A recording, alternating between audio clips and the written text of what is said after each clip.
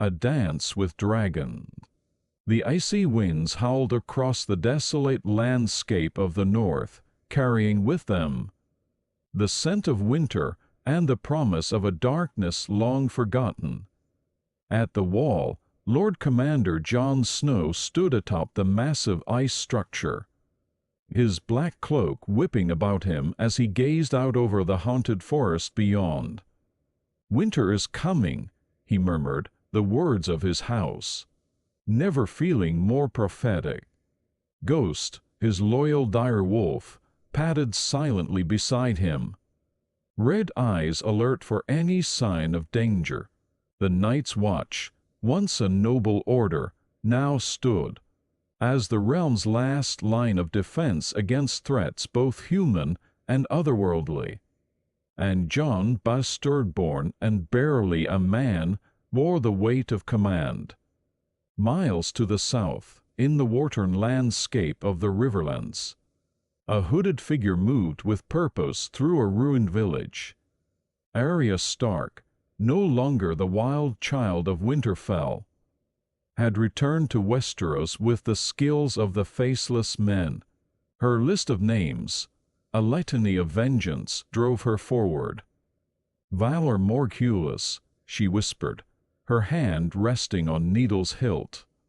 All men must die, and she would be the instrument of that fate, for those who had wronged her family. Across the narrow sea, in the sweltering heat of Meereen, Daenerys Targaryen, the mother of dragons, sat upon a bench of polished ebony, ruling a city that both loved and feared her. Her dragons, once tiny creatures, now soared over the city, their shadows casting fear into the hearts of her enemies. "I am the blood of the dragon," she reminded herself as she faced yet another petitioner. "I must be strong, I must be just."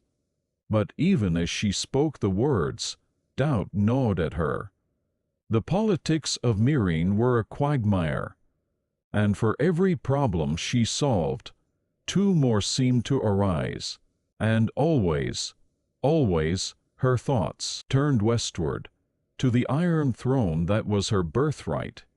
In the dungeons beneath the Red Keep, Cersei Lannister, once the proud lioness of House Lannister, now sat in squalor.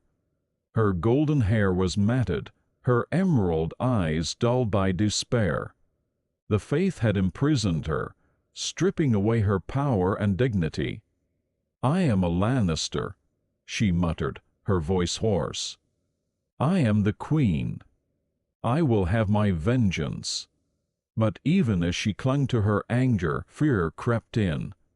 Her trial approached, and with it, the possibility of a fate worse than imprisonment.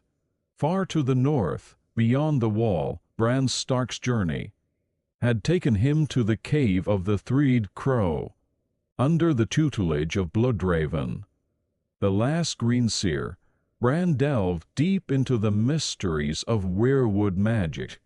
"The past is already written," Bloodraven intoned, his voice like rustling leaves. "The ink is dry. But you, Brandon Stark, you can see it all." As Bran's powers grew, so too did his understanding of the true threat that faced the realm. The others were gathering their strength, an army of the dead that would sweep away all in its path. In the east, Tyrion Lannister, dwarf son of Tywin Lannister, found himself on an unexpected journey. Fleeing from his death sentence in King's Landing, he had crossed the narrow sea, only to be captured and sold into slavery. "Oh, how the mighty have fallen," he quipped to himself as he performed in a grotesque mummer's show.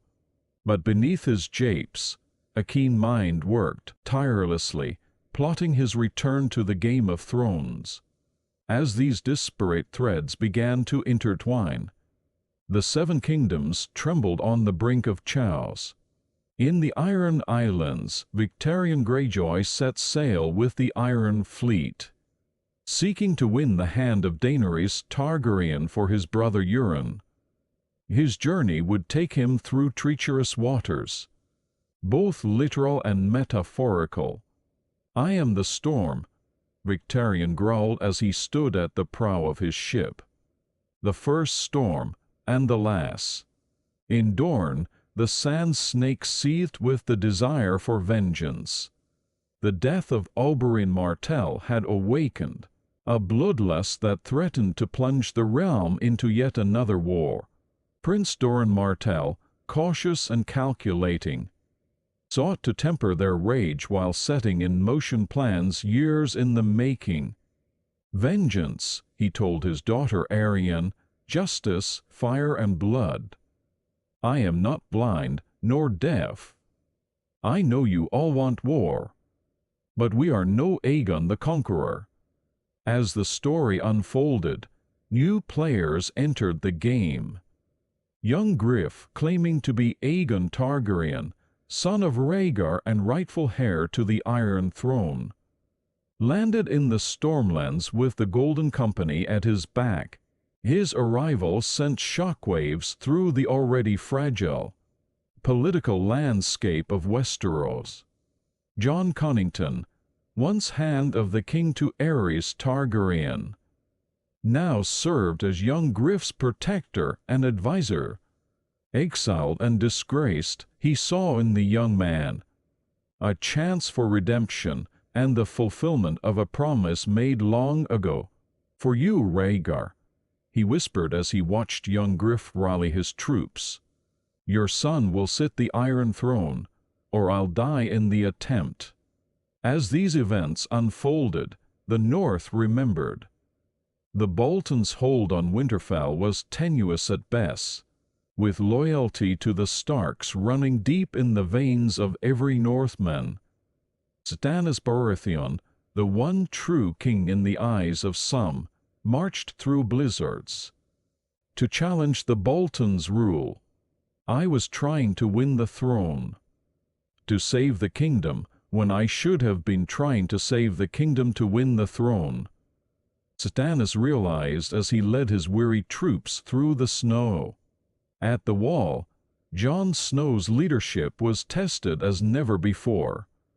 The arrival of Stannis and his forces, the integration of the wildlings into the Watch, and the looming threat of the others all weighed heavily upon him.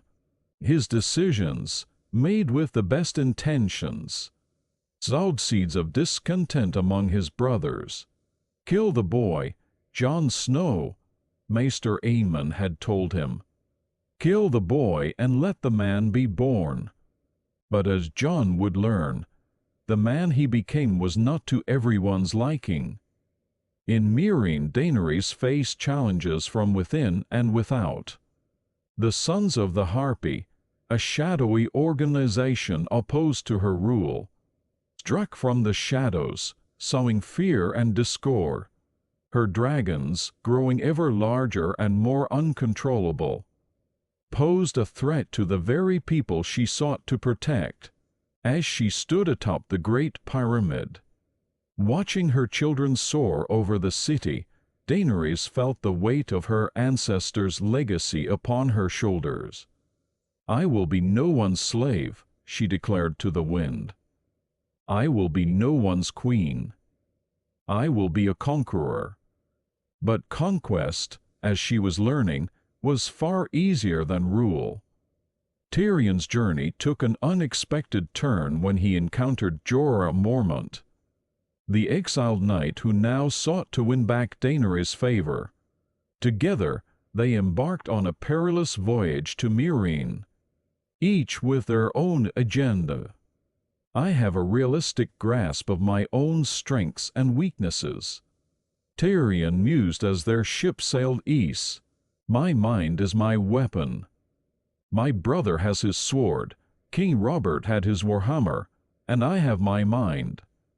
And a mind needs books as a sword needs a whetstone if it is to keep its for example." As they neared Meereen, fate intervened once more. Captured by slavers, Tyrion and Jorah found themselves thrust into the chaos of the fighting pits, where life and death hung on the whim of the crowd. In King's Landing, the power vacuum left by Cersei's fall was quickly filled by her uncle, Kevan Lannister. But even as he worked to stabilize the realm, darker forces moved in the shadows. Varys, the Spider, long absent from the Red Keep, returned with deadly purpose. "Forgive me," the eunuch whispered as he struck. "This is for the realm." With Kevan's death, the fragile peace in King's Landing shattered, paving the way for yet more chaos and bloodshed. As A Dance with Dragons reached its climax, the various storylines began to converge. Jon Snow, facing mutiny at the Wall, fell to the knives of his brothers. "For the Watch," they said as they struck, each blade a betrayal. Daenerys, having fled Meereen on the back of Drogon, found herself alone in the Dothraki Sea, her future uncertain. As she stood among the swaying grass, she heard the approaching thunder of hooves. A Khalasar was coming, and with it, a new chapter in her story. Victarion Greyjoy arrived in Meereen, the horned dragonbender in his possession, ready to turn the tide of battle. The siege of Meereen reached its boiling point, with sellsword companies changing sides and dragons soaring overhead. In the north, the battle for Winterfell loomed. Stannis, his army weakened by blizzards and dwindling supplies, prepared to face the Boltons. And in the shadows, Theon Greyjoy, broken but not destroyed, sought redemption. As the book drew to a close, the stage was set for an epic confluence of storylines. The Game of Thrones had become more complex and deadly than ever before, with the fate of entire kingdoms hanging in the balance. Winter had truly come, bringing with it threats both ancient and new. The others gathered their strength beyond the Wall, while dragons cast their shadows across the east. And in the heart of Westeros, the seeds of rebellion and renewal took root. A Dance with Dragons left readers breathless, each chapter a masterclass in tension and world-building. George R.